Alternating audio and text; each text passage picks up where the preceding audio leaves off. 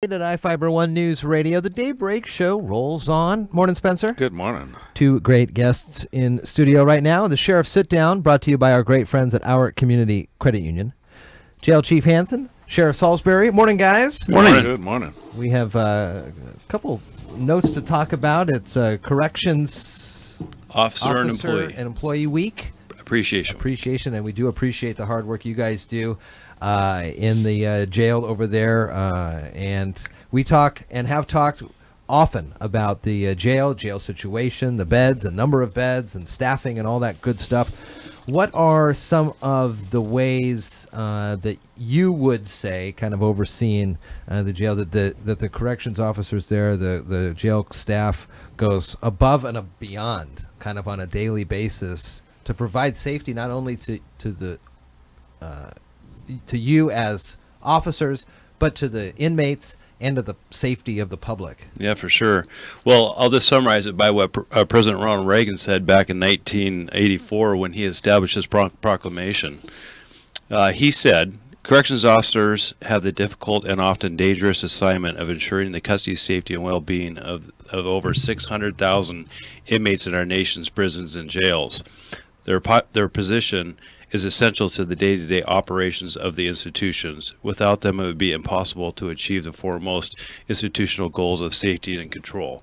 Historically, corrections officers have been viewed as guards, occupying isolated and misunderstood positions in prisons and jails. In recent years, the duties of these officers have become increasingly complex and demanding. They are called upon to fill simultaneously custodial, supervisory, and counseling roles. The profession, dedication, and courage exhibited by these officers throughout the performance of these demanding and often conflicting roles deserve the utmost respect. The important work of corrections officers often does not receive the recognition from the public that it deserves. It is appropriate that we honor the many contributions and accomplishments of these men and women who are a vital component of the field of corrections. Casey, you want to add anything to that? You know what I think about this is that, especially after I became sheriff, I booked a lot of people in jails, been in there and out of there, dropping people off. And first of all, they're kind of the silent service. The people out on the street, people see you, and it's kind of in somewhat ways the face of a law enforcement agency. But what they don't see is the people that have to take care of these people. And I don't always think that, you don't see that when you're not there. And these tours that we've done over the last couple of years, I think have brought that to a lot of attention. People come in there with one idea. I don't think we've had one tour that's been through there that hasn't come in with something in their head about what a jail is and walked out of there and had a completely different idea. The other piece behind this is corrections officers I've known over the years in different agencies, they do have a little bit different role, but what I've noticed is that the number of times that I've been someplace that an inmate has said, "If you see corrections officer so-and-so, tell them thank you."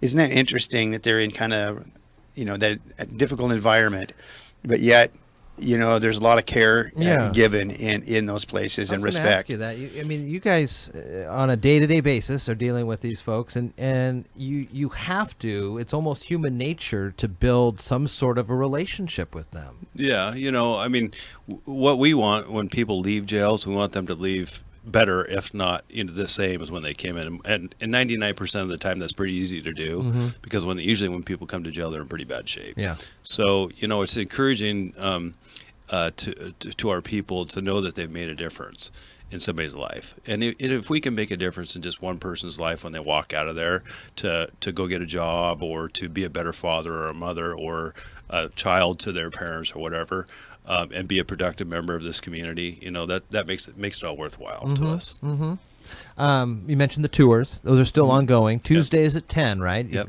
Go up to the front door there on 4th Street. 4th Street, that's right. And a pretty easy process. They'll look at your ID, and then you kind of do a walkabout. How long does that take for someone if they want to take some time out of their day? Well, it depends on how many questions they ask. But Sure. sometimes it's we can get done in 40 minutes. Sometimes it's an hour and a half. It just depends on what they want to see and what questions they have. And we talked a lot before I had gone on that tour, and so I had some ideas about what I would see, but then you're right. Once you go in and you kind of see the inner workings and how tight the quarters are in different areas of the jail, it really, and what you guys have done to maximize the minimum space you have there is pretty impressive for your own work, like your office areas. Correct. Stuff like that.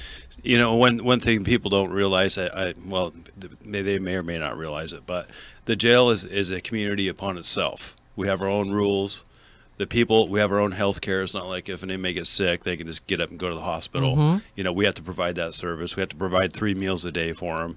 We have to provide their health and well-being, everything from access to showers, access to recreation, access to physical activity, access to, you know, to things that stimulate the mind, like books and, you know, program stuff, because they can't leave. So they're completely under the responsibility of the sheriff, and it's a little city upon within itself is really what it is. Yeah. I think that people are amazed when they come in there. I always often hear the impression that people have is that you put somebody in there at 8:30, the lights go out, all is quiet, all is well, and you sit in the hallway with locked cells. As Kevin said, the jail is a community of its own, and it runs 24 hours a day. There's constantly people coming into the jail. There's constantly people going out of the jail. There's medications being given. There's cell checks to be made. There's food to be delivered. It never ends. It's moving all the time. And I think the impression that people have from the outside is you put somebody in there and it's quiet and calm. There's nothing going on. And the last group that went through, we had about 10 people come through on the last group that came through. And, we had a person that was being difficult to deal with, and they got to see how the corrections officers were able to, work with that situation to a successful outcome. But I think they were kind of surprised at how difficult that can be in the middle of the day when somebody's struggling for one reason or another. And so I would tell you that I've never had people come in down there that haven't left with a different impression, or they think that there's plenty of room in the jail. And once you walk through there, it only takes once. And if you can count, you understand that there's a lot of people in there, and we're full. How close do people get to the inmates and stuff, like to the situation where they are and stuff? Well, come on down, Spencer. I would do it tomorrow, actually, but I'm going to be at the dentist, which is not much fun. But come next Tuesday. No, it's they're every constantly Tuesday, moving by. Jeff was in there, and we're moving back and forth. And the other thing that I would tell you that most of the time, and I think it's the old two-way street theory. If you're treating, for the most part, if you're treating the inmates with respect, most of the inmates, most of the time, are extremely respectful, believe it or not, when we're in down. Now, every once in a while, you have somebody that has, a certain kind of an issue or something, but most of the time, when we bring tours in there, most of the inmates are very, very respectful and pretty good to work with. So you're walking right by them. That's the difference. What people don't understand, and with the corrections officers, there's somebody around them all the time as they're moving through the jail. It's not like you're not within a couple inches of somebody when you're moving through the jail. The other thing that's important to know is the 1996 Congress added or amended this proclamation to add "and employees." So they have also recognized the people that do the support services piece of the jail, like the cooks and the nurses and the people who take care of our paperwork, our support personnel, because without those people, we wouldn't be able to keep people in the facility in a safe and controlled manner. So that was important. A couple things we're doing this week for our staff. Thursday, our food service provider, Summit Foods, is hosting a barbecue for our employees, our corrections employees.